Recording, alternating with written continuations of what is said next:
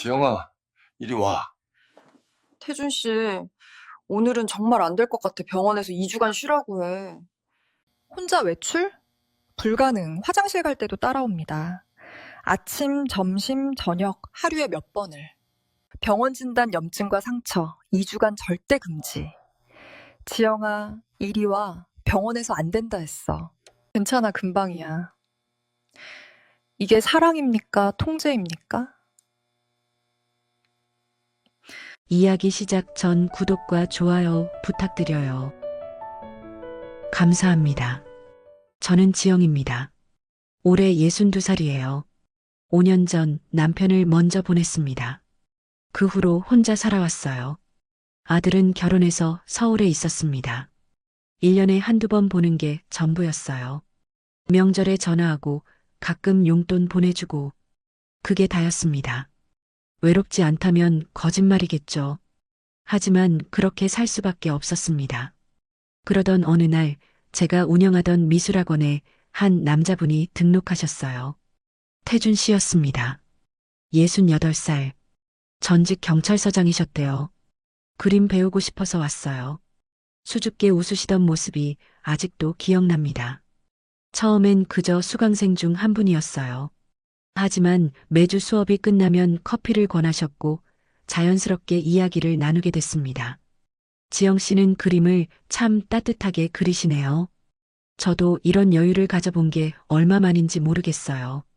30년 넘게 경찰 생활하면서 이런 시간은 처음입니다. 은퇴하시고 뭐 하세요? 집에만 있었어요. 답답하더라고요. 그래서 그림을, 네, 딸이 권했어요.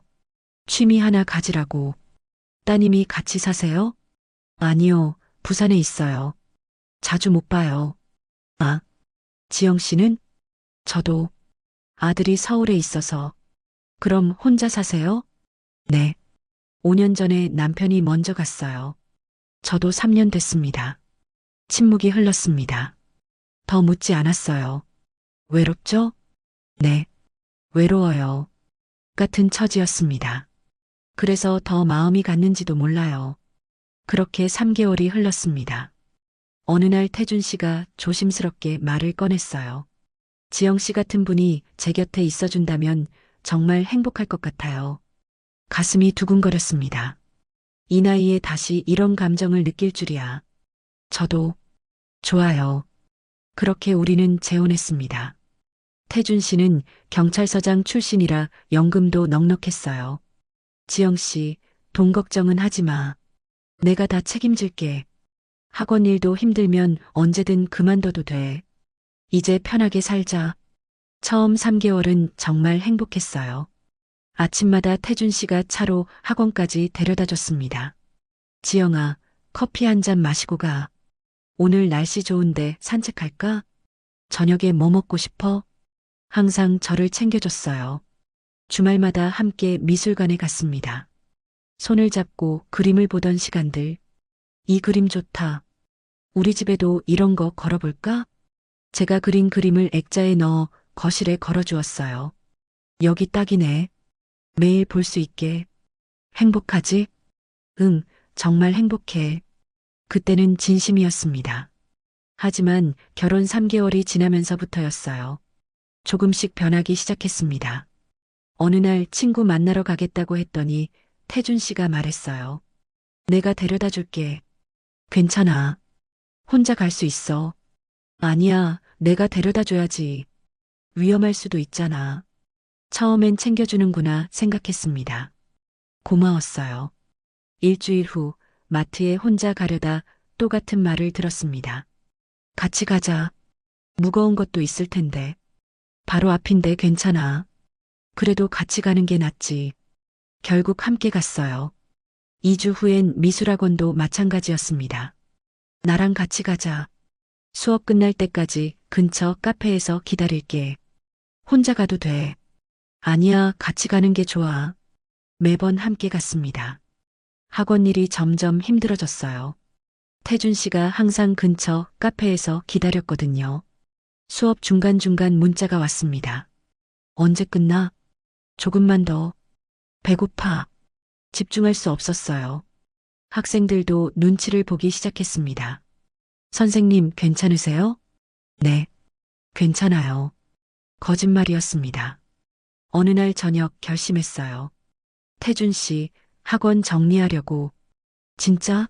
그게 좋겠다. 너무 힘들어 보였어. 하지만 수입이. 걱정 마. 내 연금으로 충분해. 그래도, 지영아, 평생 일했잖아. 이제 쉬어. 학원 매매 대금은 우리 공동 계좌에 넣자. 마음이 무거웠습니다. 하지만 거절할 수 없었어요. 학원을 정리했습니다. 20년 넘게 운영하던 곳이었어요. 태준 씨 말대로 공동 계좌에 넣었어요. 그날부터 집에만 있게 됐습니다. 하루 종일 태준 씨와 둘이. 3주 후 저는 산책을 나가려다 멈칫했어요. 현관문을 열려는데 태준 씨가 물었습니다. 어디가? 산책 좀 하려고. 지금 공원에 요즘 이상한 사람들 많던데. 나랑 같이 가자. 혼자 다녀올게. 안 돼. 위험해. 결국 함께 산책을 갔습니다. 한 달이 지났을 때 깨달았어요. 태준 씨 없이는 한 발짝도 못 나간다는 것을. 어디를 가든 물었습니다. 어디가? 누구 만나? 몇 시에 와? 보고해야 했어요. 아니, 보고할 필요도 없었습니다. 항상 함께 가니까요. 어디든 태준 씨의 차로만 이동했습니다. 그런데 이상한 일이 생기기 시작했어요. 차 안에서였습니다. 마트에 가는 길이었어요. 신호 대기 중이었는데 갑자기 태준 씨가 제 손을 잡았습니다. 지영아. 응? 우리 둘뿐이네. 심장이 빠르게 뛰었어요. 그리고 태준 씨가 가까워졌습니다. 처음엔 설렜어요. 부부니까요. 하지만 점점 부담스러워졌습니다. 은행 가는 길에도 똑같았어요. 주차장에 차를 세우더니 태준 씨가 말했습니다. 잠깐만. 여기는 밖인데. 괜찮아. 아무도 못 봐. 선팅했어. 그날 이후로 외출할 때마다 차 안에서 함께 했습니다. 마트 가는 길에도, 은행 가는 길에도, 병원 가는 길에도. 처음엔 낯설었지만 익숙해졌어요. 아니, 익숙해져야 했습니다. 그런데 집에서도 마찬가지가 됐어요. 외출을 거의 안 하니까 하루 종일 집에만 둘이 있게 됐습니다. 아침에 일어나면 태준 씨가 말했어요. 지영아, 이리 와. 일어나자마자였습니다. 아직 세수도 안 했는데. 괜찮아. 이리 와. 아침 식사를 하고 설거지를 하려는데 또 불렀습니다. 지영아. 응? 잠깐만. 오전이었어요. 빨래를 널다 말고 거실로 갔습니다. 점심을 먹고 TV를 보는데 또 말했어요. 지영아, 이리 와. 지금? 응, 지금. 점심시간이었습니다. 오후에 책을 읽고 있는데 또 불렀어요. 지영아. 또? 할 일도 없는데 뭐해? 저녁 준비를 하려는데 뒤에서 안았습니다. 저녁 준비해야 해. 나중에 해도 돼. 그리고 밤에 잠들기 전에도 당연히 함께 했습니다. 하루에 5번, 6번, 어떤 날은 7번도 넘었어요. 여러분 주변에는 이런 60대 후반 남성분 계세요? 이거 정상인가요? 처음엔 건강한가 보다 생각했습니다. 하지만 점점 힘들어졌어요. 몸이 따라주지 않았습니다. 태준 씨, 오늘은 좀 쉬고 싶어? 왜? 어디 아파? 아픈 건 아닌데 좀 피곤해서. 조금만. 금방 끝나. 거절할 수 없었습니다. 분위기가 싸늘해지거든요. 어느 날 밤 정말 힘들어서 거절했어요. 태준 씨, 오늘은 정말 안 될 것 같아. 미안해. 태준 씨의 표정이 굳었습니다. 그래. 일어나서 옷을 입더니 거실로 나갔어요. 1시간이 지나도 들어오지 않았습니다. 걱정돼서 나가봤어요. 거실 소파에 혼자 앉아 술을 마시고 있었습니다. 태준 씨, 지영아, 나한테 문제 있어? 무슨 소리야? 그런 거 아니야. 그럼 왜 자꾸 거절해? 거절하는 게 아니라 몸이 좀 힘들어서. 부부인데 그런 것도 안 되면 어떡해.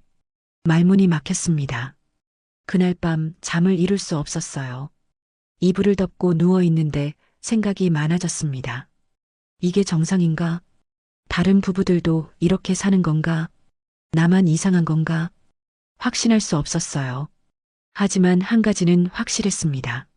너무 힘들다는 것, 괴롭다는 것, 태준 씨 없이는 한 발짝도 못 나가는 것, 집에만 있으니 하루 종일 둘이라는 것, 시도 때도 없이 요구받는다는 것, 거절하면 분위기가 싸늘해진다는 것, 미칠 것 같았습니다.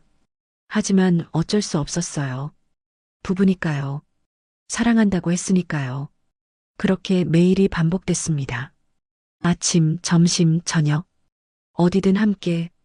차 안에서도, 집에서도 거절할 수 없었어요. 창밖을 보며 생각했습니다. 언제까지 이렇게 살아야 하지? 하지만 대답은 나오지 않았습니다.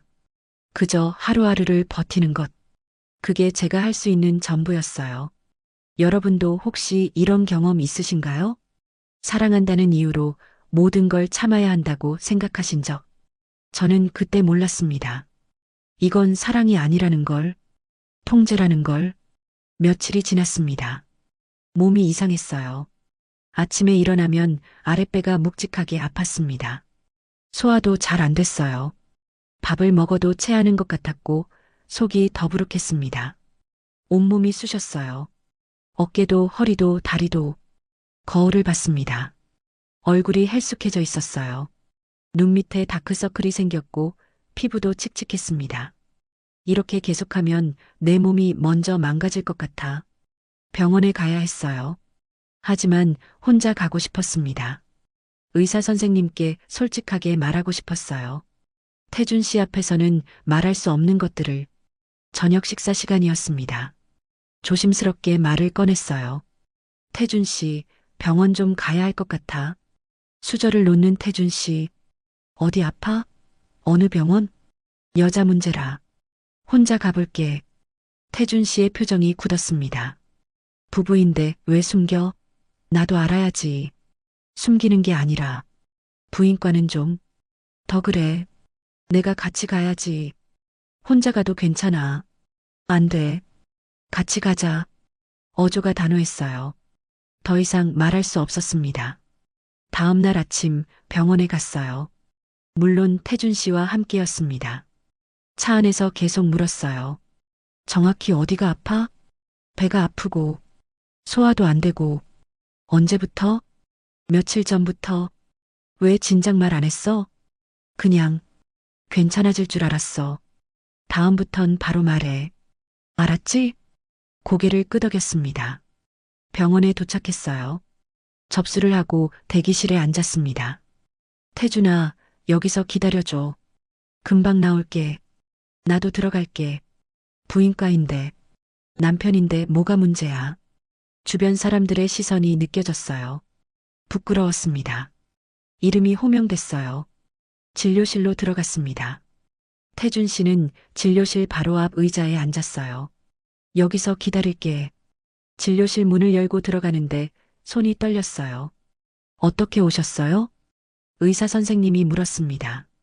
아랫배가 자꾸 아프고 소변 볼 때도 불편해서요. 생리는 언제 끝나셨어요? 5년 전쯤이요. 아, 그럼 폐경 후시네요. 검사를 받았습니다. 정말 부끄러웠어요. 이 나이에 이런 검사를 받다니. 검사 후 다시 진료실에 앉았어요. 의사 선생님이 모니터를 보시면서 말씀하셨습니다. 질점막이 많이 얇아져 있고요. 골반 근육도 상당히 긴장되어 있어요. 그리고 여기 보시면 염증이 있습니다. 화면에 빨간 부분이 보였어요. 염증이요? 목소리가 떨렸습니다. 네. 질 내부에 미세한 상처들이 여러 곳 보이고요. 의사 선생님이 조심스럽게 물으셨어요. 혹시 부부관계가 좀 잦으신 편인가요? 얼굴이 화끈거렸어요.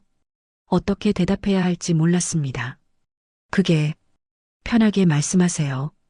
치료를 위해 필요한 질문이에요. 숨을 깊게 들이쉬었습니다. 하루에 여러 번이요. 의사 선생님이 고개를 끄덕이셨어요. 폐경 후에는 여성 호르몬이 줄어들면서 질이 건조해지고 점막이 약해집니다. 젊을 때처럼 회복도 안 되고요. 그 상태에서 자주 그것도 무리하게 관계를 하시면 이렇게 염증이 생기고 상처가 날 수밖에 없어요. 가슴이 답답했어요. 환자분 나이가 62세시니까 질벽도 많이 얇아진 상태예요. 마치 종이처럼요. 그래서 조금만 자극이 가해도 쉽게 찢어지고 염증이 생기는 겁니다. 눈물이 날 것 같았습니다. 그럼 어떻게 해야 하나요? 일단 당분간은 관계를 피하셔야 해요. 최소 2주는 쉬셔야 염증이 가라앉습니다. 그리고 의사 선생님이 잠시 멈추시더니 말을 이으셨어요. 이 나이에 하루 여러 번은 솔직히 몸이 견디기 힘듭니다. 특히 폐경후 여성분들은요. 남편분께 이 상황을 설명하시고 횟수를 좀 줄이셔야 해요. 그게 안 되면 계속 이런 염증이 반복됩니다. 목이 메었어요. 남편한테 어떻게 말하지? 줄여달라고 말하면 또 화낼 텐데. 알겠습니다. 겨우 대답했습니다. 처방전 드릴게요. 항염증제하고 질에 바르는 연고요. 그리고 근육 긴장 풀어주는 약도 드릴게요. 염증이 심해서 항생제도 같이 드릴게요. 2주 후에 다시 오셔서 확인해야 해요. 처방전을 받았습니다. 손이 떨렸어요. 진료실 문을 열고 나왔습니다. 태준 씨가 바로 일어났어요. 뭐래? 괜찮대. 거짓말하지 마. 표정 이상해. 진짜 괜찮대. 차로 돌아가는 길이었습니다. 태준 씨가 계속 물었어요. 정확히 뭐라고 했어? 그냥 몸이 좀 안 좋대. 약 처방받았어? 항염증제랑 여러 가지. 염증? 어디에? 그냥 여자 쪽이야. 뭐래? 자세히 말해봐. 2주 후에 다시 오래. 태준 씨의 표정이 굳었습니다. 2주? 그동안 뭐 하라고? 말할 수 없었어요. 관계를 피하라는 말을. 숨이 막혔습니다. 왜 이렇게 캐묻는지 이해할 수 없었어요. 집에 도착했습니다. 약을 먹고 누웠어요. 피곤했습니다. 잠깐만 눈을 붙이고 싶었어요. 그런데 태준 씨가 옆에 누웠습니다. 지영아. 응. 괜찮아? 좀 쉬고 싶어. 병원 갔다 왔잖아. 괜찮다며? 온몸이 긴장됐어요. 그래도 진짜 아파. 조금만. 태준 씨, 금방이야. 거부할 수 없었습니다. 끝나고 혼자 남았어요. 태준 씨는 거실로 나갔습니다. 침대에 누워 천장을 봤어요. 눈물이 흘렀습니다. 내가 아프다는데 왜 이해를 못하지? 저녁 시간이 됐습니다. 저녁을 차렸어요. 식탁에 앉아 밥을 먹었습니다. 하지만 입맛이 없었어요. 왜 안 먹어? 입맛이 없어. 아까 약 먹었잖아. 그래도 먹어야지. 안 먹으면 더 아파. 억지로 밥을 먹었습니다. 설거지를 했어요. 그런데 뒤에서 태준 씨가 안았습니다. 지영아, 몸이 굳었어요. 오늘은 몸이 안 좋아서 아침에 한 번 했잖아. 괜찮아. 그래도 조금만. 또다시 거실로 데려갔습니다. 괴로웠어요. 너무 괴로웠습니다. 끝나고 소파에 주저앉았어요. 태준 씨는 샤워하러 갔습니다. 저 정말 미련하고 바보 같죠? 싫으면 싫다고 해야 하는데 그게 왜 잘 안 될까요? 혼자 남았어요. 소리 없이 울었습니다. 이건 아닌 것 같아. 샤워 소리가 들렸어요. 눈물을 닦았습니다. 태준 씨가 나오기 전에 침실로 들어갔어요. 이불을 덮고 누웠습니다. 태준 씨가 들어왔어요. 옆에 누웠습니다. 잘 자. 응. 하지만 잠이 오지 않았어요. 옆에서 태준 씨의 숨소리가 들렸습니다. 규칙적인 숨소리. 잠든 것 같았어요. 저는 천장을 보며 생각했습니다. 이대로는 못 살겠어. 정말 미칠 것 같아. 누군가에게 말하고 싶어. 하지만 누구한테? 태준 씨는 이해 못할 거야. 그럼 누구? 미란 언니가 생각났어요. 고등학교 때 아는 언니였어요. 재혼하고 나서 연락을 못했어요. 태준 씨가 항상 같이 다니니까요. 언니한테 전화해 볼까? 하지만 태준 씨가 알면 어떡하지? 고민했습니다. 하지만 결심했어요. 내일 전화해봐야겠어. 그렇게 밤이 깊어갔습니다. 다음 날 오후였어요. 태준 씨가 낮잠을 잤습니다. 기회였어요. 조용히 핸드폰을 들었습니다. 미란 언니에게 전화를 걸었어요. 벨이 울렸습니다. 한참 후에 받았어요. 여보세요? 언니, 나 지영이야. 어머, 지영아. 오랜만이다. 잘 지내? 목소리만 들어도 울컥했어요. 언니, 왜? 무슨 일이야? 목소리가 왜 그래? 눈물이 났습니다. 언니 나 좀 만나자. 그래, 언제? 지금 괜찮아? 응. 아니, 잠깐만. 태준 씨가 자고 있는지 확인했어요. 다행히 자고 있었습니다. 언니, 내일 만날 수 있어? 그럼. 어디서 볼까? 역 근처 카페. 2시? 그래, 알았어. 무슨 일인데? 만나서 얘기할게. 알았어. 내일 보자. 전화를 끊었습니다. 가슴이 두근거렸어요. 내일 언니를 만나면 다 얘기해야지. 이 답답함을, 괴로움을. 그때 뒤에서 목소리가 들렸습니다. 누구랑 통화했어? 깜짝 놀라 돌아봤어요. 태준 씨가 서 있었습니다. 언제 일어난 거야? 아, 친구. 무슨 친구? 옛날에 아는 언니. 뭐래? 그냥 안부 물어봤어. 그래. 언제 통화했어? 방금. 뭐라고 했는데? 그냥 잘 지내냐고. 거짓말이었어요. 내일 만나기로 한 건 말할 수 없었습니다. 태준 씨가 고개를 끄덕였어요. 그래. 친구 만나는 건 좋지. 안도의 한숨을 쉬었습니다. 하지만 마음 한구석이 불편했어요. 내일 몰래 나가야 하는데 들키면 어떡하지? 밤이 됐습니다. 잠자리에 들기 전 태준 씨가 말했어요. 내일 뭐해? 집에 있을 거야. 나 오후에 병원 가야 해. 검진. 혼자 갈 거야? 응. 기회였어요. 태준 씨가 병원 가는 동안 미란 언니를 만날 수 있었습니다. 몇 시에 가? 1시쯤? 그럼 다녀와. 완벽했어요. 2시에 언니를 만나기로 했으니까요. 잠이 들었습니다. 내일을 기다리며. 여러분은 혹시 누군가에게 숨기면서 살아본 적 있으신가요? 남편에게, 가족에게, 친구에게 말하고 싶지만 말할 수 없는 것들. 그 답답함. 저는 그때 느꼈습니다. 이건 정말 잘못됐다는 것을. 다음 날 오후였습니다. 태준 씨가 준비하고 있었어요. 병원 다녀올게. 조심히 다녀와. 2시간 정도 걸릴 거야. 점심 먹고 올게. 그래. 현관문이 닫혔습니다. 혼자 남았습니다.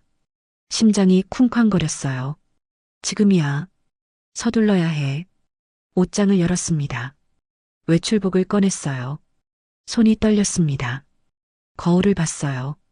화장을 했습니다. 오랜만이었어요. 립스틱을 바르는데 손이 떨렸습니다. 가방을 챙겼어요. 핸드폰, 지갑.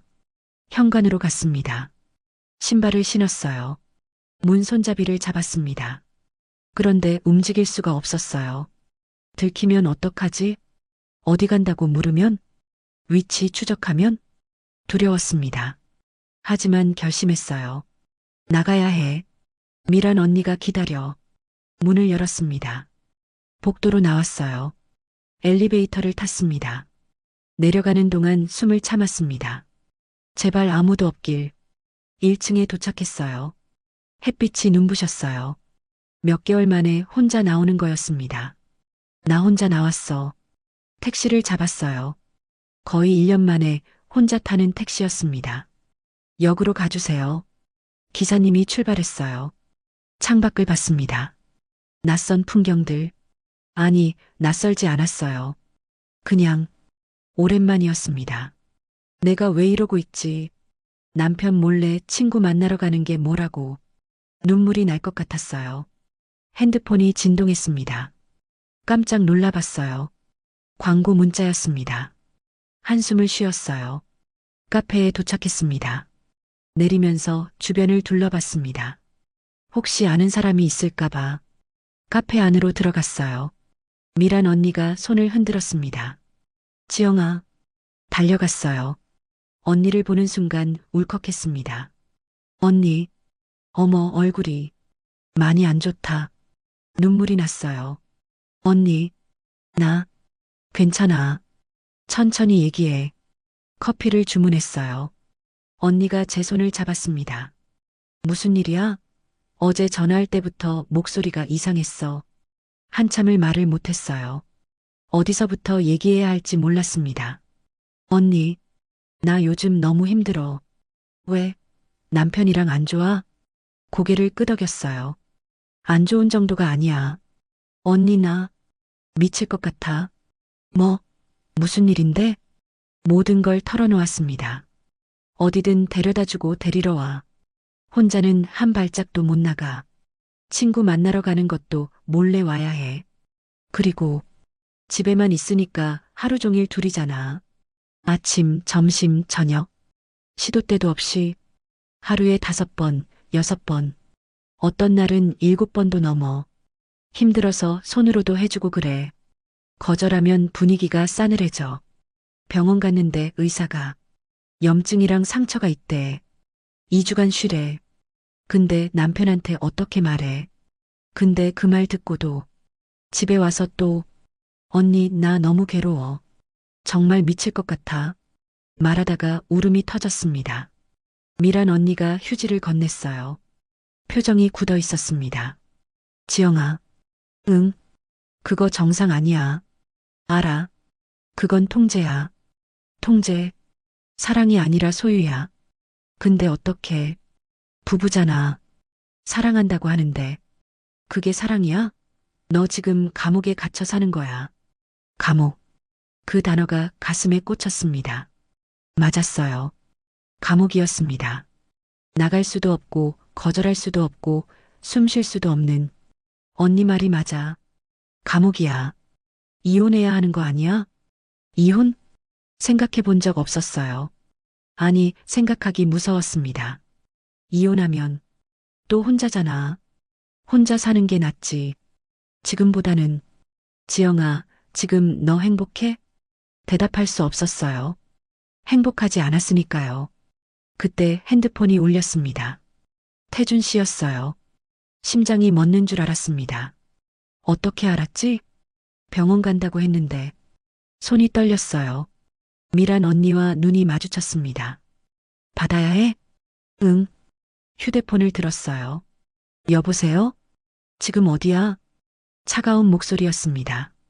집 근처. 어디? 정확히 산책 나왔어. 거짓말하지 마. 어떻게 알지?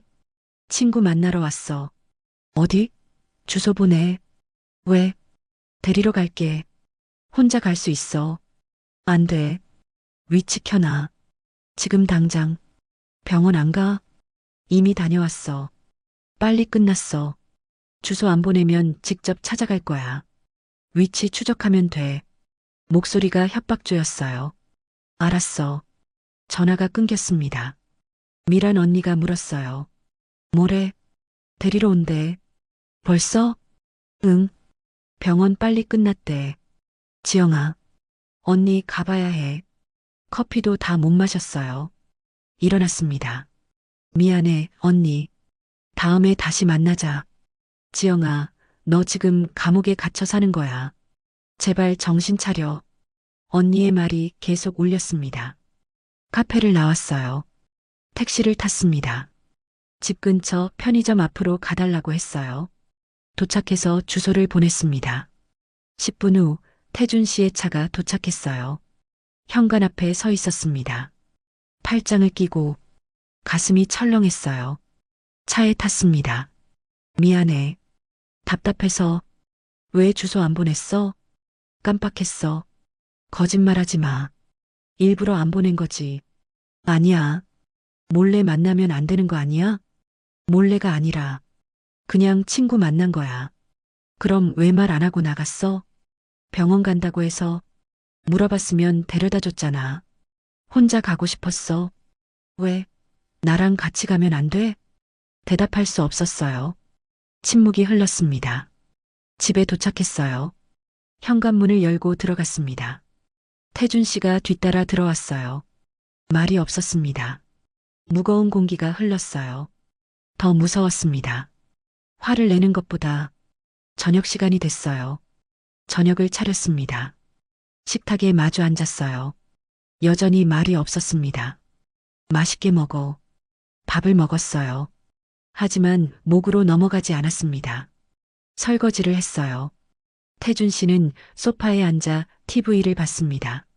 며칠간 이런 분위기가 계속됐어요. 냉전이었습니다. 말수가 줄어들었어요. 태준 씨는 계속 저를 쳐다봤습니다. 감시하는 눈빛. 더 무서웠어요. 화내는 것보다 3일째 되는 날이었습니다. 저녁을 먹고 설거지를 하는데 뒤에서 안았어요. 지영아. 온몸이 굳었습니다. 태준 씨, 화났어? 아니. 그럼 괜찮지? 거실로 데려갔습니다. 하지만 느낌이 달랐어요. 전보다 더 강했습니다. 더 오래 걸렸어요. 벌을 주는 건가? 끝나고 혼자 남았습니다. 태준 씨는 샤워하러 갔어요. 소파에 앉아 울었습니다. 소리 없이. 이건 사랑이 아니야. 미란 언니 말이 맞아. 이건 통제야. 감옥이야. 이대로는 못 살겠어. 결심이 섰습니다. 하지만 어떻게 해야 할지 몰랐어요. 그저 한 가지만 확실했습니다. 헤어져야 해. 이건 아니야. 샤워 소리가 멈췄어요. 눈물을 닦았습니다. 침실로 들어갔어요. 이불을 덮고 누웠습니다. 태준 씨가 들어왔어요. 옆에 누웠습니다. 지영아. 응. 화 풀렸지? 응. 앞으론 어디 가든 말해. 알았지? 응. 나 없인 나가지 마. 알았지? 응. 하지만 마음속으로 다짐했습니다. 아니야. 나 나갈 거야. 헤어질 거야. 이대로는 못 살아. 잠이 들었습니다. 악몽을 꿨어요.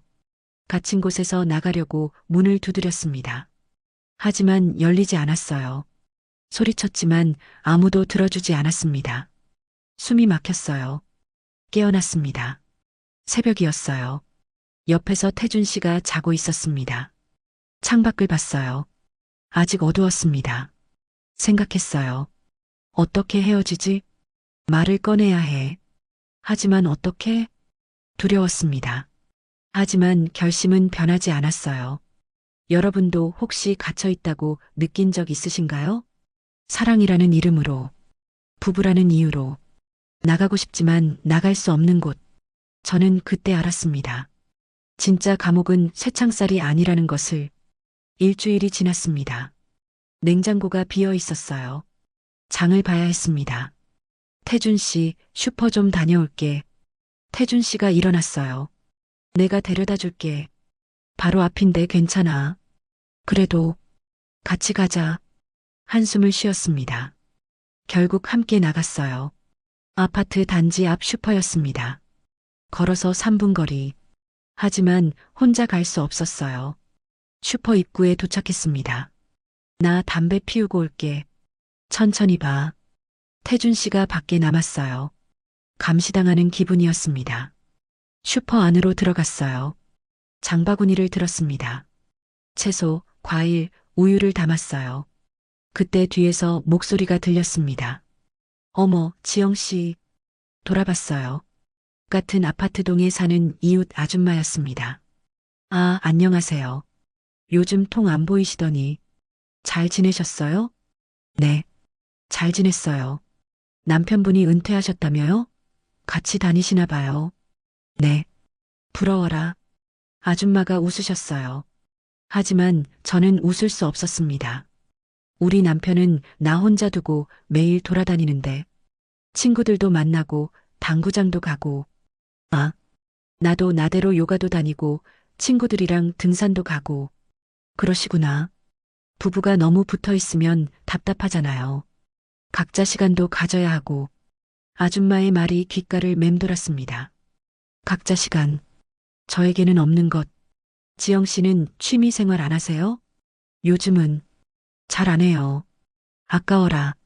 미술 선생님이셨다며. 그림 그리시면 좋을 텐데. 네. 남편분이랑 매일 붙어 계시면 힘드시겠어요. 부러워한다고 했었죠.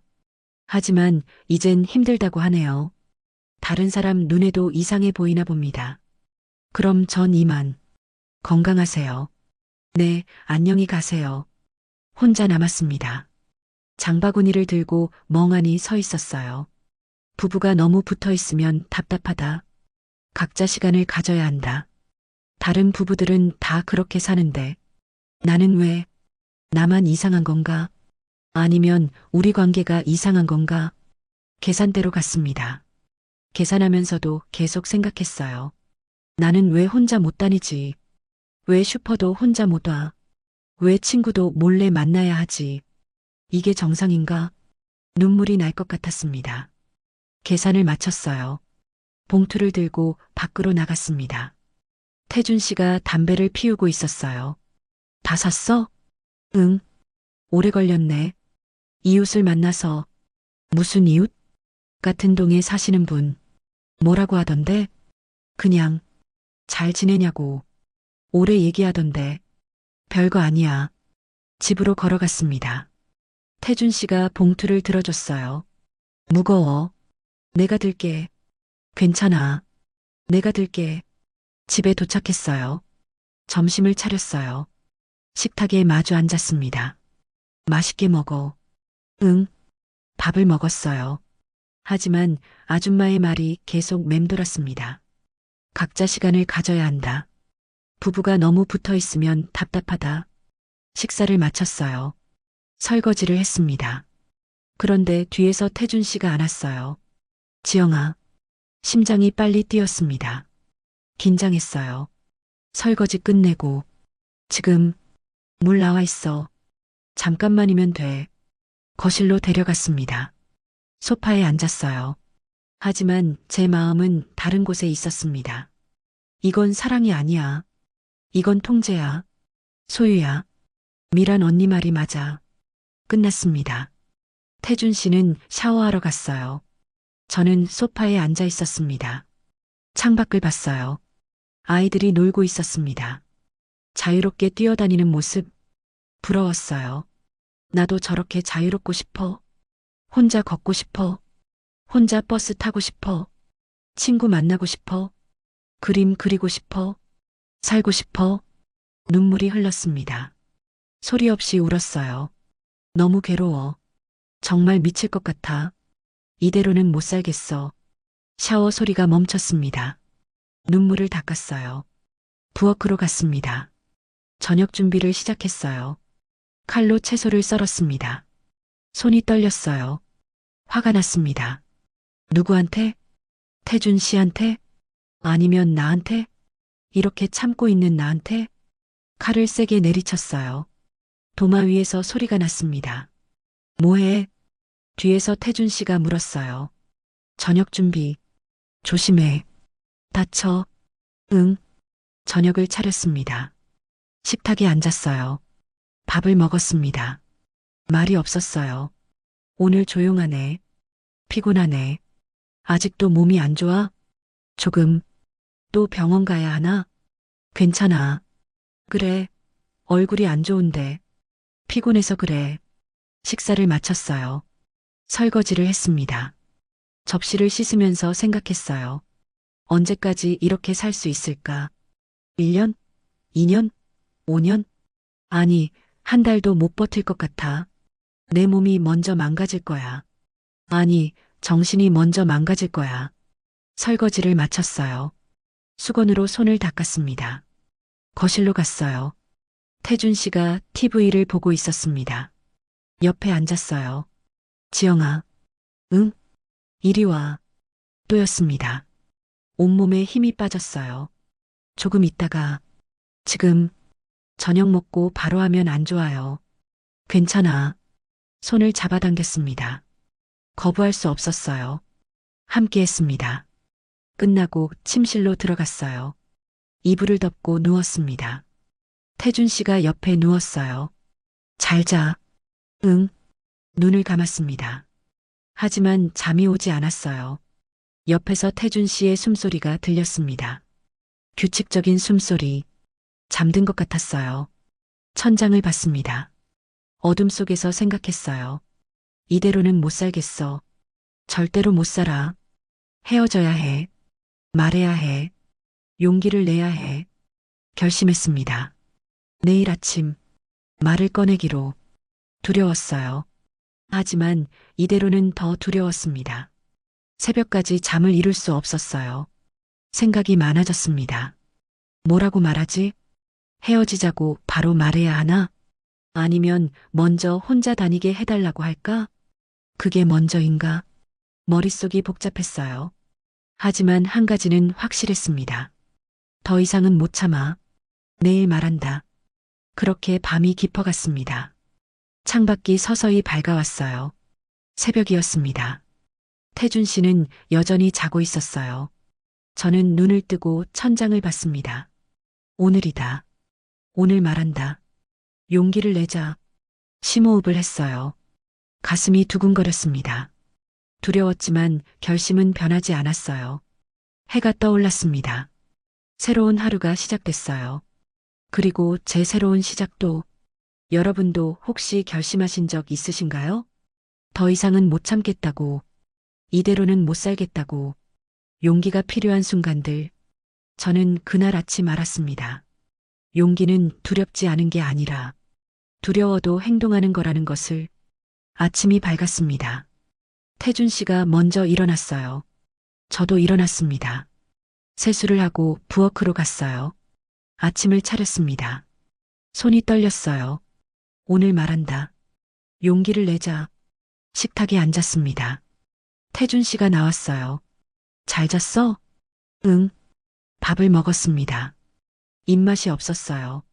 하지만 억지로 먹었습니다. 한참을 먹다가 수저를 내려놓았어요.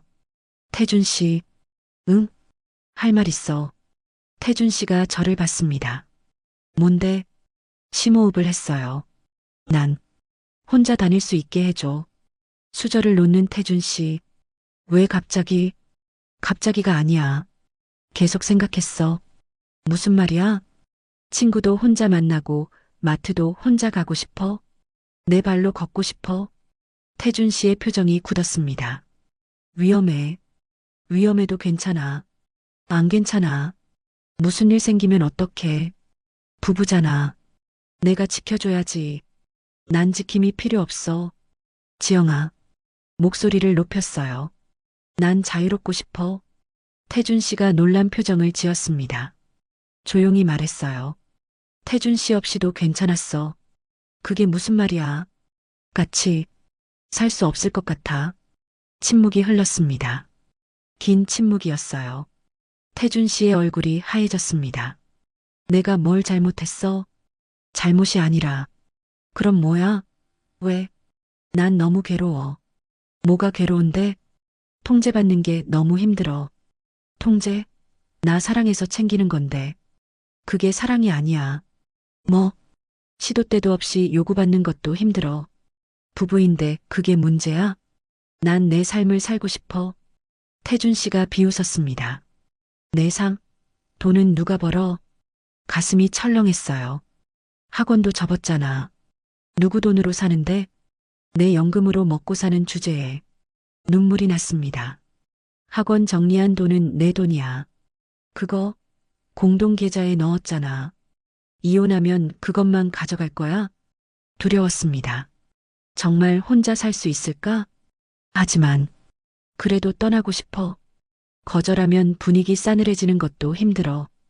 혼자 한 발짝도 못 나가는 것도 힘들어. 너 위험하니까 그러는 거야. 위험한 게 아니라 통제야. 그건 경찰 생활할 때 직업병이야. 목소리가 떨렸습니다. 미칠 것 같아. 정말로. 태준 씨가 일어났어요. 거실로 갔습니다. 저도 따라갔어요. 태준 씨, 혼자 있고 싶어. 얘기 좀 하자. 지금은 안 돼. 그날 하루 종일 말이 없었습니다. 저녁도 각자 먹었어요. 밤이 됐습니다. 잠자리에 들었지만 태준 씨는 거실에 있었어요. 며칠이 그렇게 지났습니다. 냉전이었어요. 말이 없었습니다. 하지만 이상한 일이 생겼어요. 화장실에 갈 때도 태준 씨가 따라왔습니다. 어디가? 화장실. 빨리 와. 감시였어요. 잠잘 때도 꼭 안고 잤습니다. 숨이 막혔어요. 태준 씨, 더워. 괜찮아. 이렇게 있어. 도망갈까봐 감시하는 것 같았습니다. 정말 미칠 것 같았어요. 3일째 되는 날 아침이었습니다. 또 식탁에 앉았어요. 지영아. 응? 내가 뭘 잘못했어? 말해봐. 고칠게. 잘못이 아니라. 그럼 왜? 나 싫어진 거야? 싫어하는 게 아니라. 난 숨이 막혀. 내가 숨 막히게 해? 응. 사랑해서 그런 건데. 사랑은 이런 게 아니야. 그럼 사랑이 뭔데? 대답할 수 없었어요. 하지만 한 가지는 확실했습니다. 이건 사랑이 아니라는 것. 5일째 되는 날이었습니다. 태준 씨가 말했어요. 지영아, 다시 생각해봐. 이미 생각 다 했어. 정말 헤어질 거야? 응. 나 너무 힘들어. 나도 힘들어. 근데 왜 헤어지려고 해? 그래야 살 수 있을 것 같아서. 나랑 있으면 못 살아? 응.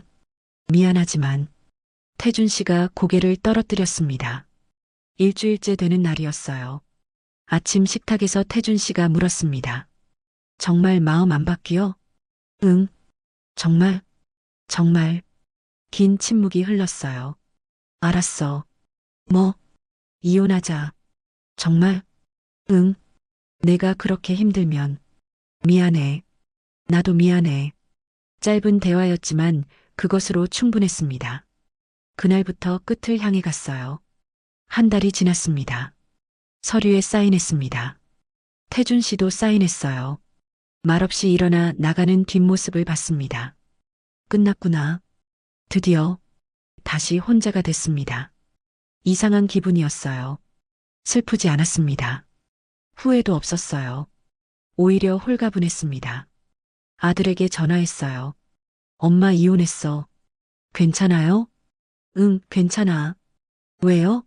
무슨 일 있었어요? 살 수가 없더라. 자세한 얘긴 나중에. 필요한 거 있으면 말해요. 고마워. 걱정 마. 짧은 통화였습니다. 더 이상 설명하고 싶지 않았어요. 이건 제 선택이었으니까요. 짐을 쌌어요. 옷가방 하나, 화구 상자 하나. 태준 씨가 사준 물건들은 모두 두고 왔습니다. 이제 내 것만 챙기면 돼. 택시를 불렀어요. 오피스텔로 이동했습니다. 원룸이었어요. 작았습니다. 하지만 온전히 제 공간이었어요. 열쇠를 받았습니다. 문을 열고 들어갔어요. 텅 비어 있었습니다. 침대도 없었어요. 책상도 없었습니다. 바닥에 이불을 깔았어요. 누웠습니다. 처음으로 혼자인 밤이었어요. 무섭지 않았습니다. 오히려 편안했어요.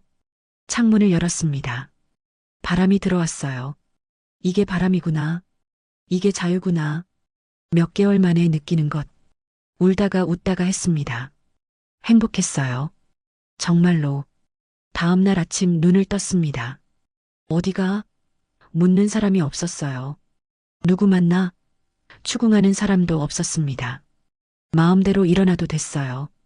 커피를 내렸습니다. 창밖을 내다봤어요. 오늘 뭐 하지? 뭐든 할 수 있어. 마트에 가기로 했습니다. 혼자서 옷을 입었어요. 설렜습니다. 가방을 챙겼어요. 현관문을 열었습니다. 손이 떨렸어요. 누구한테 말 안 해도 돼. 허락 안 받아도 돼. 1층 로비를 나섰습니다. 나 혼자 나왔어. 내 발로. 눈물이 났어요. 행복한 눈물이었습니다. 버스 정류장까지 걸었어요. 거의 1년 만에 타보는 버스였습니다. 교통카드를 꺼냈어요. 찍었습니다. 삑.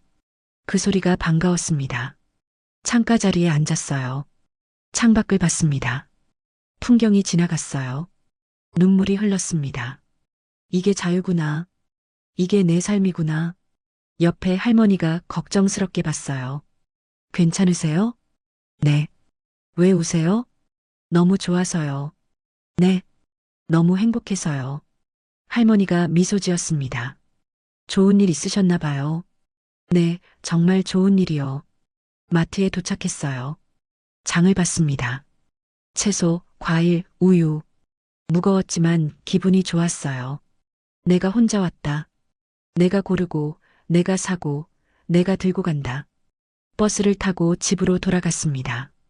좁은 원룸이었지만 행복했어요. 짐을 내려놓았습니다. 소파도 없었어요. 바닥에 앉았습니다. 창밖을 봤어요. 이제 시작이야. 내 인생, 내 선택, 내 자유. 눈물이 또 흘렀습니다. 하지만 이번엔 웃었어요. 살아있다는 느낌이었습니다. 진짜로. 여러분도 혹시 새로 시작하신 적 있으신가요? 모든 걸 버리고 다시 처음부터. 무섭지만 설레는 그 순간 저는 그날 알았습니다. 자유는 공짜가 아니라는 것, 용기가 필요하다는 것, 하지만 그만한 가치가 있다는 것. 일주일이 지났습니다. 새로운 일상이 시작됐어요. 매일 아침 6시에 일어났습니다. 알람이 울렸어요. 눈을 떴습니다. 어디가? 묻는 사람이 없었어요. 그게 좋았습니다. 창문을 열었어요. 신선한 공기가 들어왔습니다. 심호흡을 했어요. 좋다. 스트레칭을 했습니다. 몸을 펴는 게 이렇게 기분 좋은 일인지 몰랐어요. 운동복을 입었습니다. 밖으로 나갔어요. 동네를 한 바퀴 걸었습니다. 혼자서 아무한테도 말하지 않고 보고하지 않고 자유로웠어요. 아침 산책을 하는 사람들이 보였습니다. 인사를 나눴어요. 안녕하세요. 아, 새로 이사 오셨어요? 네, 일주일 됐어요. 자주 뵙겠네요.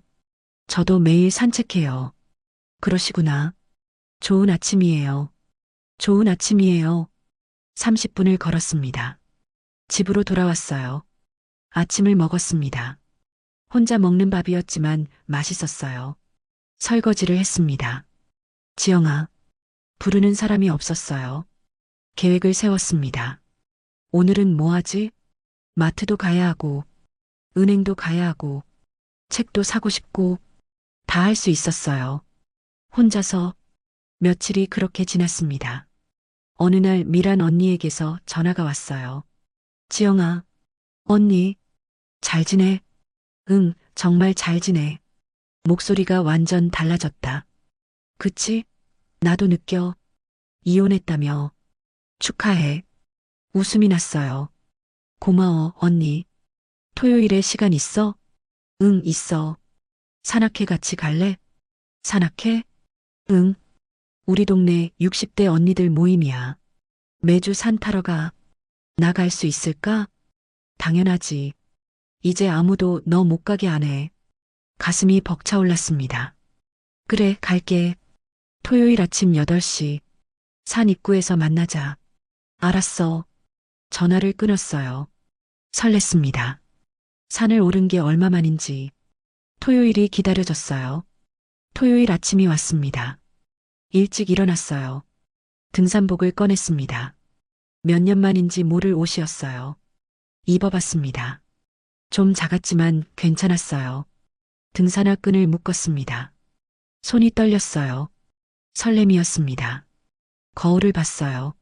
진짜 가는 거야. 혼자. 아무한테도 허락 안 받고 미소가 지어졌습니다. 버스를 타고 갔어요. 산 입구에 도착했습니다. 미란 언니가 손을 흔들었어요. 지영아. 달려갔습니다. 다른 분들도 계셨어요. 어머, 새 얼굴이네요. 환영해요. 모두들 반갑게 맞아줬습니다. 자기소개 해볼까? 네, 저는 지영이라고 해요. 62세예요. 62세? 젊으시네. 우리는 다 60대 후반이에요. 저 67이에요. 저 69. 웃음이 났어요. 편안한 분위기였습니다. 같이 천천히 올라가요. 네. 산을 오르기 시작했습니다. 첫 걸음부터 힘들었어요. 거의 1년간 집에만 갇혀 있었으니까요. 숨이 차올랐습니다. 다리가 떨렸어요. 하지만 멈추지 않았습니다. 한 걸음, 한 걸음, 내 발로, 내 선택으로 옆 언니가 손을 잡아줬어요. 천천히, 쉬엄쉬엄, 고마워요. 중간에 쉬었습니다. 물을 마셨어요. 괜찮아? 응, 괜찮아. 다시 올랐습니다. 땀이 났어요. 다리가 아팠습니다. 하지만 계속 올랐어요. 거의 다 왔어요. 정말 마지막 힘을 냈습니다. 드디어 정상에 도착했어요. 와, 도시가 한눈에 보였습니다. 하늘이 가까웠어요. 바람이 세게 불었습니다. 팔을 벌리고 서 있었어요. 야호! 소리쳤습니다. 살아있다. 눈물이 났어요. 미란 언니가 옆에서 손을 잡았습니다. 잘했어. 응, 나 정말 잘했어. 다 같이 앉아서 쉬었어요. 도시락을 나눠 먹었습니다. 지영 씨, 첫 산행 어때요? 좋아요. 정말 좋아요. 다음 주도 올 거지? 응, 올게. 우리 매주 와. 비 오는 날 빼고. 좋아요. 하산했습니다. 다리가 후들거렸어요. 하지만 기분이 좋았습니다. 다 같이 막걸리 한 잔을 했어요. 고생하셨어요. 다음 주에 또 봐요. 집으로 돌아가는 버스 안. 온몸이 쑤셨습니다. 하지만 행복했어요. 나 해냈어. 혼자 산을 올랐어. 새로운 사람들도 만났어. 그날 밤 깊이 잠들었습니다. 다음 날 일어났는데 온몸이 아팠어요. 근육통이었습니다. 하지만 웃음이 났어요. 이 아픔도 좋아. 내가 선택한 아픔이니까. 매주 토요일 산을 올랐습니다. 점점 체력이 늘었어요. 처음엔 3번 쉬었는데, 다음엔 2번, 그 다음엔 1번. 더 빨라졌습니다. 더 강해졌어요. 산악회 사람들과 가까워졌습니다. 지영 씨, 표정이 많이 밝아졌어요. 그래요? 처음 왔을 때랑 완전 다른 사람 같아요. 맞아요. 처음엔 굳어 있었는데, 지금은 정말 행복해 보여요. 행복했습니다. 진짜로. 집에서는 그림을 그리기 시작했어요. 화구를 꺼냈습니다. 캔버스를 펼쳤어요. 붓을 들었습니다. 오랜만이었어요. 무얼 그릴까 고민했습니다. 창밖을 봤어요. 풍경이 보였습니다. 그렸습니다. 자유로운 붓터치. 누가 뭐라고 하지 않았어요. 이리 와 부르는 사람도 없었습니다. 온전히 제 시간, 제 작품. 이제야 내가 그리고 싶은 걸 그려. 매일 조금씩 그렸어요. 산에서 본 나무들, 버스에서 본 사람들, 창밖 풍경, 작품이 쌓여갔습니다. 나중에 작은 전시회라도 해볼까? 꿈이 생겼어요. 어느 날이었습니다. 마트에 장 보러 갔어요. 카트를 밀며 걷고 있었습니다. 그때 앞에서 누가 오고 있었어요. 태준 씨였습니다. 순간 멈칫했어요. 태준 씨도 저를 봤습니다. 지영아, 안녕하세요. 어색한 침묵이 흘렀어요. 잘 지내? 네, 잘 지내요. 태준 씨도 잘 지내시죠? 응, 그럭저럭. 다행이네요. 저도 잘 지내요. 걱정 마세요. 더 할 말이 없었습니다. 그럼, 네, 안녕히 가세요. 헤어졌어요. 뒤돌아보지 않았습니다. 미련이 없었어요. 후회도 없었습니다. 장을 마저 봤어요. 집으로 돌아왔습니다. 창문을 열었어요. 바람이 들어왔습니다. 잘했어. 정말 잘했어. 지금의 삶이 좋았습니다. 원룸이지만 행복했어요. 돈은 많지 않지만 괜찮았습니다. 혼자지만 외롭지 않았어요. 통제받지 않으니까, 시도 때도 없이 요구받지 않으니까, 괴롭지 않으니까, 매일이 새로웠습니다. 내가 선택하는 삶, 아침에 일어나는 것도, 밥 먹는 것도, 산책하는 것도, 친구 만나는 것도, 그림 그리는 것도, 산 타는 것도, 모두 제 선택이었어요. 자유였습니다. 밤에 침대에 누워 생각했어요. 행복하다. 정말로. 이게 내가 원하던 삶이야. 여러분도 혹시 자유를 느껴보신 적 있으신가요? 오랜만에 숨을 쉬는 것 같은 그 느낌. 저는 이제 알았습니다. 늦지 않았다는 것을, 아니, 이제야 시작이라는 것을. 석 달이 지났습니다. 완전히 새로운 사람이 됐어요. 아침마다 일어나는 게 즐거웠습니다. 오늘은 뭐 하지? 선택할 수 있다는 것. 그게 행복이었어요. 매일 산책을 했습니다. 동네 사람들과 친해졌어요. 지영 씨, 오늘도 산책하세요? 네, 할머니. 날씨 좋네요. 요즘 얼굴이 정말 좋아지셨어요. 그래요? 고마워요. 뭐 좋은 일 있어요? 네, 좋은 일이 많아요. 웃으며 대답했습니다. 진심이었어요. 산악회는 이제 제 삶의 일부가 됐습니다. 매주 토요일 아침이 기다려졌어요. 지영 씨, 언니들, 산을 오르는 것도 이젠 익숙했습니다.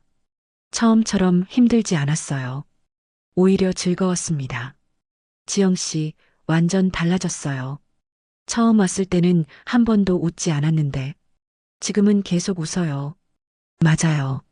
표정이 완전 다른 사람 같아요. 그래요? 응, 처음엔 뭔가 무거워 보였어요. 지금은 가벼워 보여요. 가벼웠습니다. 정말로 어깨에 짐을 내려놓은 것 같았어요. 정상에 올라 소리쳤습니다. 야호! 메아리가 돌아왔어요. 야호! 웃음이 났습니다. 언니들, 나 행복해. 우리도 다 같이 웃었어요. 하산 후 막걸리를 마셨습니다. 지영 씨, 요즘 뭐 해요? 그림 그려요. 그림? 네, 미술 선생님이었거든요. 와, 멋지다. 언젠가 전시회 열어야겠어요. 정말요? 꼭 보러 갈게요. 초대할게요. 약속했습니다. 그리고 그 약속을 지키기로 했어요. 집에 돌아와 그림을 봤습니다. 많이 쌓였어요. 산 풍경, 버스 안 사람들, 창밖 풍경, 자유로운 나무들, 하늘을 나는 새들, 모두 자유를 그린 그림들이었습니다. 벽에 하나씩 걸었어요. 작은 원룸. 하지만 제 갤러리가 됐습니다. 매일 그림을 보며 미소 지었어요. 이게 내 삶이구나. 내가 선택한 삶. 산악회 언니들이 물었어요. 지영 씨, 그림 그린다며요?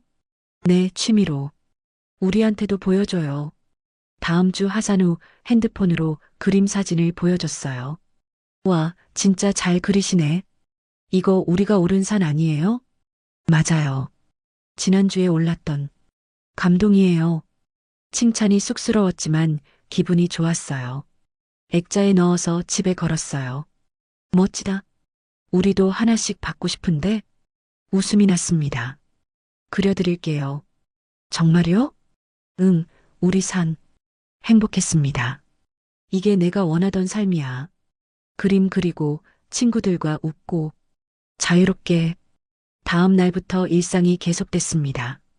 아침 산책, 그림 그리기, 토요일 산 오르기, 친구들과의 수다. 단순했지만 행복했어요. 복잡하지 않았습니다. 누구한테 보고하지 않았어요. 누구한테 허락받지 않았습니다. 온전히 제 시간, 제 삶. 어느 날 밤이었습니다. 침대에 누워 생각했어요. 1년 전 나는 어땠지? 갇혀 있었습니다.